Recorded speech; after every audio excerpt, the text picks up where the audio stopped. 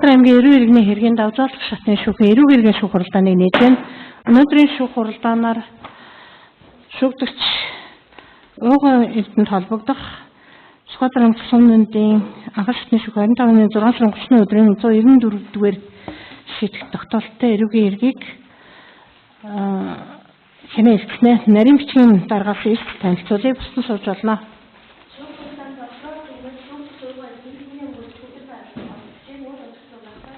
Ихтэй холбоотой санал хүсэлтэй байна уу?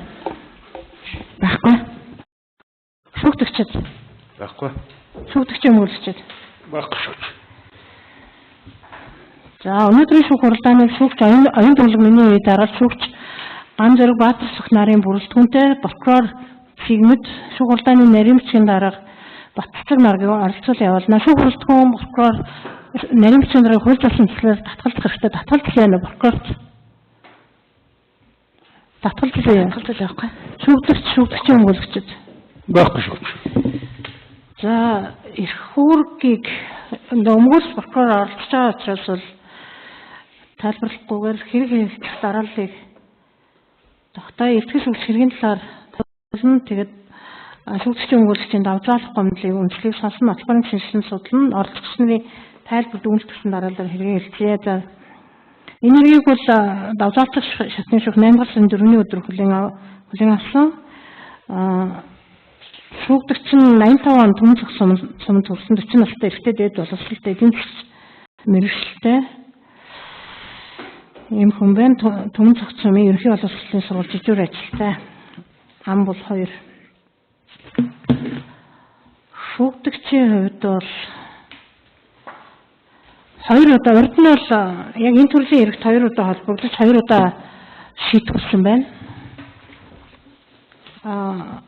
Шүүгдэгч ууган эрдэнэт тээврийн хэрэгсэл жолоодох эрхээ асуусан үедээ буюу 24 оны 12 сарын 12-ны өдөр 23 цаг 30 минутын үед бол Түмэн цогц сумын дайр шатхуун түгээх станцаас Баян овоогийн хашааны урдлын гудамжны шорон зам хүртэл 2 км зайд бол 95-77 ЭВ-ээр улсын дугаартай тээврийн хэрэгслийг 2.4% судалтайгаар жолоодсон.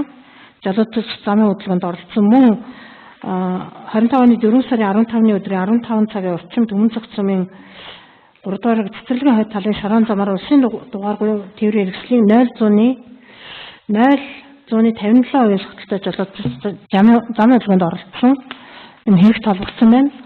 Прокурор түүний үйлчийг эрүүл мэндийн тусгай анги 27/10 дугаар зүйлийн 5 дахь статуснаар зөвлөсөн. Анхны шатны шүүх энэ гэмтэрэг үйлчлэн гэм буруутай тооцож түүний тээврийн хэрэгсэл жолоодох эрхийг 2 жил 1 сарын хугацаагаар хасаж 8 сарын хугацаагаар хорих шийдсэн. За тэгээд урд лег болсон ялыг нэгтгэсэн байна. Тэгээд нийтдээ 4 жил 11 сарын хугацаагаар тээврийн хэрэгсэл жолоодох эрхийг хасаад 9 сар 15 хоногийн хугацаагаар хорих ялаар тогтоосон байна. Нийт эдлэх ялыг. За энэ шүүгдэгчийн өмгөөлөгч давжуулах гомдол гаргасан анхны шатны шийдэх тогтоолыг анхны шатны шүүхээс хэд нэг талыг барьж шийдвэрлсэн гэж үзсэн. Тэгээд нэг төрлийн хөнгөн эрг үйлдсэн энэ гэмтэн эрг нь эрүүл мэндийн тусгай ангийн 11-р зүйл зааснаар 20 хал оногдуулахгүй тэнцэх боломжтой. Энэ хэрэгт холбогдсноос хойш өөртөө дүгнэлт хийж байгаа гэм буруутай гэмшиж байгаа учраас шийдэх тогтоолд өөрчлөлтөд оруулан ялыг тэнцэж өгнө гэсэн ийм давжуулах гомдол гаргасан. За шүүгч сууж. Шүүгдэгчийн өмгөөлөгч давжуулах гомдлоо дэмжих нь нэн зэрэг зүйл байна уу? Сайн уншсан дээр. За давжуулах гомдлоо дэмжих чинь шүүгдэн 9 хуудас гаргаж өгсөн. Одоо гаргаж гэж юм тий. За прокурор танилцуулж. Хувийн мэдэлтэй холбоотой юм байна тий. Тэмдэглэл тусчих 9 хуудас материал шүүгдэгчийн өмгөөлөгчөөс гаргаж өглөө гэдэг. За сонсчих. Тайлбар, үндэслэлийн тайлбар. Шүүгдэгчийн өмгөөлөгч нэн зэрэг зүйл үнэлтээрээ. байна. Тайлбар хэлэх үү? Тий.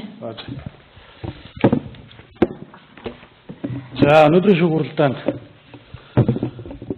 ууган эрдэнэ мөнгөлөгчөөр оролцож байна. За анхны шийдэл тогтоолт давзаал тохиомлол гаргасан. За зөвлөлийн хувьд бол ямар нэгэн маргаан байхгүй. Зөвлөлийн хувьд бол хүлээн зөвшөөрч. За ууган эрдэнэ хувьд анхны шүүгээс энэ төрлийн зөрчил гэмт хэргийг удаадаараа хийсэн учраас жолоодох эрхийг 4 жилээ 11 сараар гасаж за 9 сар 15 хоногоор одоо хорих шийдвэрийг гаргасан байгаа. За ууган эрдэнэ хувьд бол энэ төрлийн зөрчил гарах нөхцөл шалтгаан авчраа талаар за прокурор мөрдөн байцаа шүүгийн шатанд бол хэлдэг. Энэ дээр бол ямар нэгэн маргаан байдгүй. За өнөгдүүлж байгаа ялын тал дээр заавал одоо бичлээ идэвхгүйгээр тэнцэх ийм хуулийн зохицуултыг одоо эргэлж өгөөч гэдэг амлаа гаргасан. За ууган эрдэнэ хувьд ам бол хоёулаа за ээжтэйгээ 62 настай ээжтэйгээ ойлгох амлдаг. За гэр бүлийн хувьд бол иргэн шүүгээр орж одоо гэр бүлээ тусалсан. За Төмөн цогцомын цэцэрлэгт 10 жил одоо цэцэрлэгийн манаасаар ажиллаж байгаа. За цалингийн зээл болон бусад одоо зээл нь нийтдээ 20 сая төгрөгийн зээл хийсэн. Ийм одоо шүүгдэж байгаа. За хувийн байдлыг харгалзаад анхудаа одоо нэг төрлийн зөрчлийг гаргасан.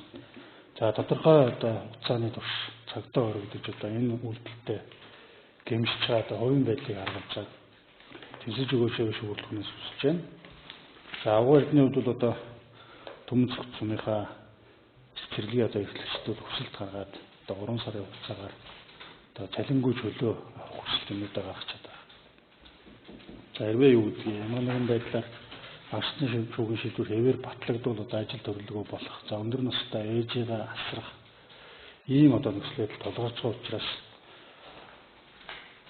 шүүх одоо нэг удаа болгон залгууж одоо бичлэг идэвхгүйгээр тэнцэж өгөх шүүгдлээс хүсэж байна. Өөр санд тусдал. За хэрвээ шинжлэх судлалт нотлохын бий юу? Прокурор нотлохын байхгүй шүү. Шүүгдэгчд мөрөлгчд. Энэ нэг сая шуудс баримттай. Тий. Энэ хэрэгт авсаа. Хүлээгээд авсан хэрэгт авсаргана. Дурдах шаардлага. Юу энийг шинжлэх судалснаар тооцоолж байна. Нарийн бичиг хурлын тэмдэглэл тусгарын талаар. За шүүгдэгч шүүхрэлтэнд хандаж хэлэх үг байна уу? За асараа. Энэ бол хийсэн өөрөөр суулж хийсэн хэрэгтэй маш их гэмшиж байна. Тэгээд бас ээжтэй болон ээжийг бас ийм байдалд оруулалтаа өөртөө маш харамсаж байна. Тэгээд миний нэрийг харж үзээч л гэж байна. Өөрөөр хийсэн алдаа маш их гэмшиж байна. Оны хугацаанд маш их зүйлийг ойлгож маш их ухаарлаа. Маш их гэмшиж байна гэж үлдэлтэй. Тэгээд ээжигээс гэсэн уучлаа. Өөр за сууж прокурорын тайлбар дүгнэлтийг сонсъё хамт хэлж. За анхны шүүхээс бол ууган эрдэнэ үйлдэл бол эрүүг болон засгийн 27 авдгаар жилийн 5 дахь зааснаар ял шийтгэл оног 8 сарын хугацаагаар шийтгэл бол оногдуулсан. За ууган эрдэнэ хувьд бол хэрэг цугласан баримтаар 1 жилийн хугацаанд 5 удаа согтгоо тэмүүлж болсон үйл явдал тогтоогддог. За тэгэхээр шүүхийн зүгээс бол шүүдгчийн хувийн байдал за нэг төрлийн гэмт хэрэг давтан үлдэж байгаа өөрийнхөө гэмбург ухамсаж байгаа байдал зэргийг харгалзаад 8 сарын хугацаагаар архиал оногдуулж шийдвэрлсэн бол хууль зөрчөөгүй. За дээрээс нь өмнөх 2 удаагийн гэмт хэргийн шинжтэй үйлдэл дээр хорхос үйлдвэрлэлийн ялгаараа шийдвэрлсэн байдаг. За тэр хугацаанд бол дахин гэмт хэрэг үлдэж 5 дахь үйлдэл дээр бол харахад шийдвэрлсэн анх шатны шүүхээс. Тэгэхээр шүүгдэгч гэмбургийн хувьд маргаангүй байгаа ч гэсэн шүүгдэгчийн хувийн байдал, нэг төрлийн гэмт хэргийг давтан үлдэж байгаа байдал, за согтолтын зэргийн хувьд гэх юм бол хамгийн сүүлийн үйлдэл дээр 2.4% согтолттой, 0.57% согтолттой гэсэн тогтоогдсон байдаг хэрэг тогтсон баримтуудаар. Тэгэхээр анх шатны шүүхээс оногдуулсан ял бол шүүгдэгчийн хувийн байдалд бол нийцсэн. Эрүүн хэргийн шалтгаан бол нэрүүг үлгэж өчөөг учраас анх шатны шүүхийн шийдвэрийг бол хэврүүлдэж өгнө гэсэн тэмдэглэл гаргаж байна. Өмгөөлөгчд нэмж хэлчихвээ. За прокурорын зүгээс нөгөө 5 удаагийн үйлдэлээр гэсэн тайлбарлаж байна л да. За энэ 2024 оны 6 сарын 25, 11 сарын 28 гэсэн 2 үйлдэл байна. За энэ дээр бол нөгөө яш итгэлийн зөвчлөгийн хязгаарлалт хэрэгжүүлсэн байдаг. Нийтлэлтэй ажил хийсэн байдаг. За ер нь 3 удаагийн үйлдэл 5 бол биш.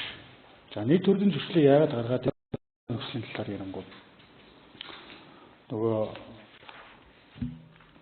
жижиг хийдэг учраас бас нэг таньдаг мэддэг ус таарад ингэдэг юм а гэдэг байдлаар ярьдаг. Гэхдээ нөгөө согтолтын зэргийн хувьд энэ дэр бас өндөр байдаг. 0.55 гэдэг өөрөө бас бага зэргийн согтолттой байдаг. Нэгэнт одоо хуулин дээр 0.20-с дээш нь согтуу тундааны зүйл хэрэгжсэн гэдэг байдлаар ордог учраас энэ согтолтын зэргийн хувьд бас бага юм төслөл байдаг. За өнөөдөр юу гэдгийг тодорхой хэмжээгээр би 2 сар суучлаа. Өндөр настай ээжигээ зовоочлаа. Хийсэн үйлдэлтэй маш гэмшиж байна гэдэг боловсралтай бас тодорхой хэмжээний ажил хөдөлмөр эхэлдэг. Одоо шүүгдэгчийн хувьд хэлж байгаа ч гэсэн энэ өөрөө энэ одоо гэмт хэрэгүүлсэн гэм буруугаа ойлгож байгаа, гэмшиж байгаа ойлголтыг сарж байгаа.